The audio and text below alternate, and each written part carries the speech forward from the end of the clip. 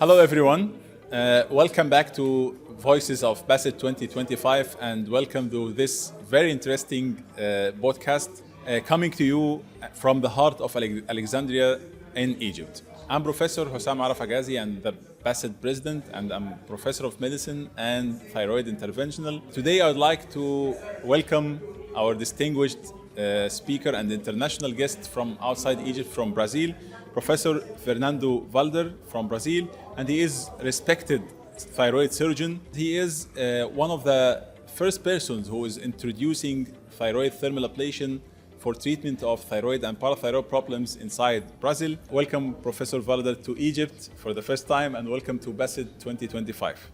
Thank you for the invitation. It's a lovely country.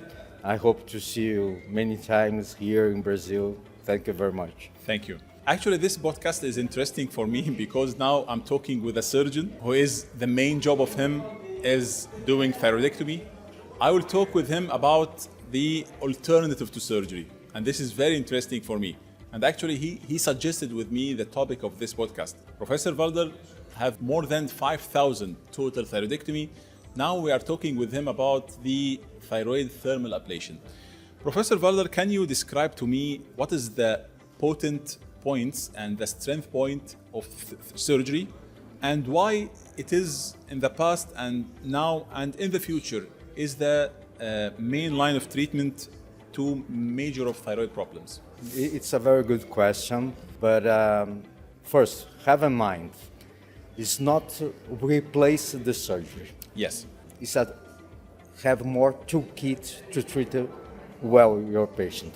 Nowadays, we'll talk about clinical evidences of how to treat one patient, not all patients. Yes. So, for me, I have 35 years of graduation, okay? And I saw many things. I saw minimally invasive thyroid-assisted thyroidectomy, endoscopic thyroidectomy, TOET that you see now. For me, the only disruptive technology that you saw in the last 100 years is thermal ablation for thyroid. I think this is going to change how you treat benign nodules. This is real. It's going to change everything, and select carcinomas. Yes. Can you describe for our listeners, because most of them are not expert in the field of thyroid thermal ablation, can you describe for them what is the idea behind thyroid thermal ablation, either radiofrequency or microwave? What is the benefits of thyroid thermal ablation in contrast to surgery? You are doing both. You are doing total thyroidectomy, whatever the method, and you are doing thermal ablation to treat, at least, let's begin with benign thyroid nodules. What is the advantage of the thermal ablation instead of surgery? Yes, good question. And in fact, when you have a good indication of ablation, there are many advantages. And the mainly advantages is an outpatient, okay? You use a local anesthesia. You can do in your own clinic. You don't need hospitalization. You don't need general anesthesia. You don't have a scar for women in Brazil that are very Egypt and yes, they don't like scar in the neck. And for me, the principle, you don't need replacement of a hormone. This is, I think, the dream. Many patients in Brazil don't want to take pills for all their life. So sure. I think this is the most the same great. here. And let me add to you, sir, and I think you noticed this, but for me as an endocrinologist, one of the diseases that I dislike to treat is the post-thyroidectomy hypoparathyroidism. This is not seen in the thermal ablation and maybe seen in such cases for thyroidectomy. I dislike this disease. It is not usually not happens when you are doing thermal ablation.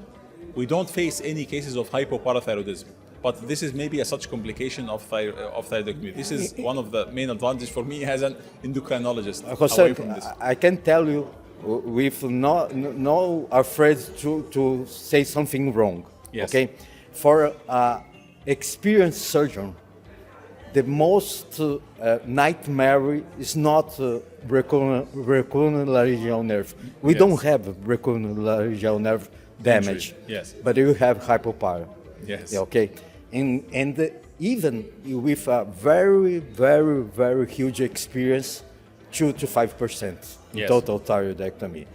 This is a disaster because it's very easy to control levothyroxine. Yes. It's not easy to control calcium. Yes. And you have gastric problems, you have a lot of things that's very sad, very difficult to manage.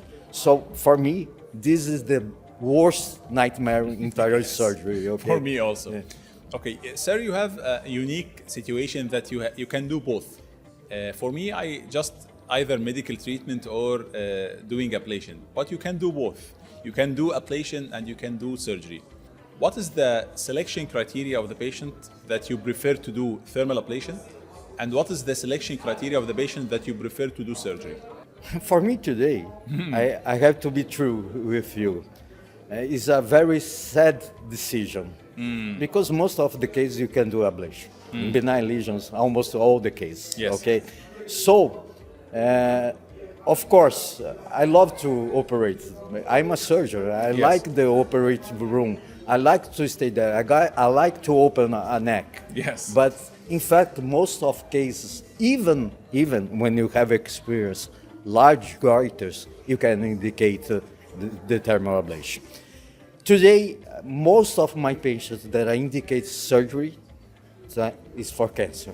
Okay, I just do cancer ablation for cancer in PT1 less than 1 centimeters.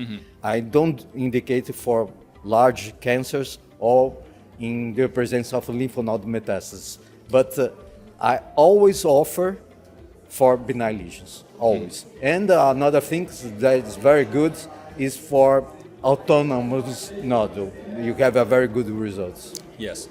Okay, as I said that you are one of the first doctors who introduced the thermal ablation in Brazil. How do you think the thermal ablation have changed the management of thyroid disorders in Brazil? How it has become popular now? For example, 3 or 5 years ago, how is your situation with the thermal ablation and its acceptance from the community? And now, for example, in 2025, is there any difference have been changed? Look, this is a new technology. Yes. There is a lot of skeptical doctors about the new technology. Sure. You have to be careful when you start to introduce a new technology. And we did this very well. You have 2 major groups in Brazil, Rafael Sico and my group, doing thermal ablation, okay? And we are very ethical in indications.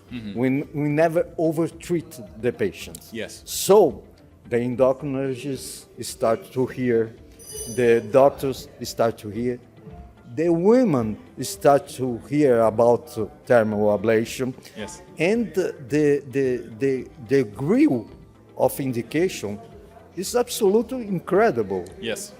So we do many courses in Brazil about to doctors. Most of our students are surgeons in Brazil. Yes.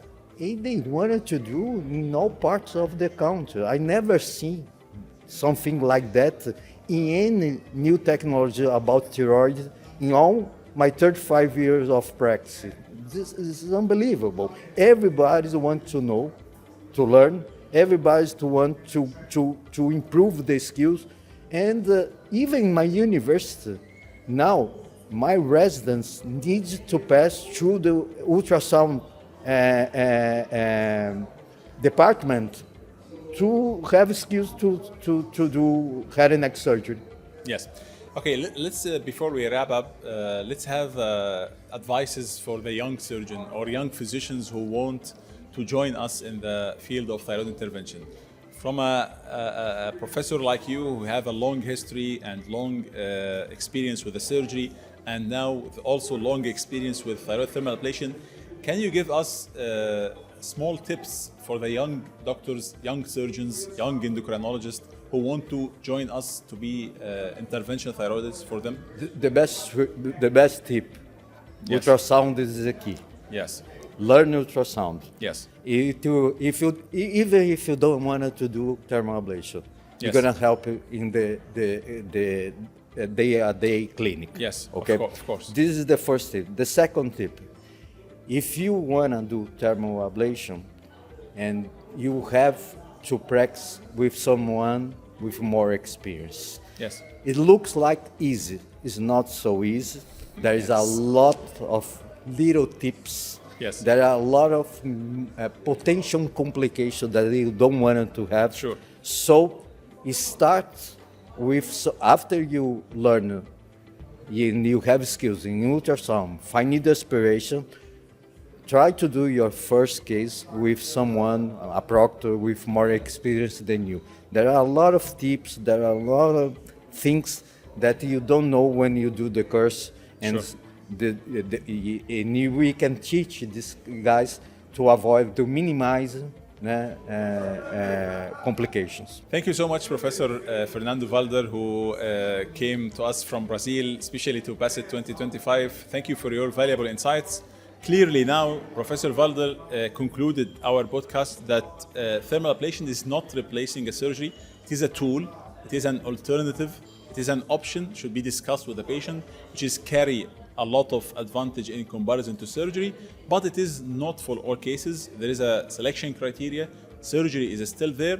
The most interesting part, as I said, for me, that he is a surgeon doing more than 5,000 total thyroidectomy. Now he is offering for the patient minimally invasive procedure to save the thyroid. Professor Valder, thank you, and you are most welcome here in Egypt, and thank you for joining us. Professor Hassan, thank you for everything, for your hospitality, for your wonderful conference that you arranged. It's once again, it's a great pleasure to be with you. Thank you. And I hope to see you in Brazil. Sure. I was invited more than one time. Okay. Promise to come to you. Thank you very much. Thank you, and stay tuned for more global experts coming to Pasid 2025, and stay tuned for the next podcast.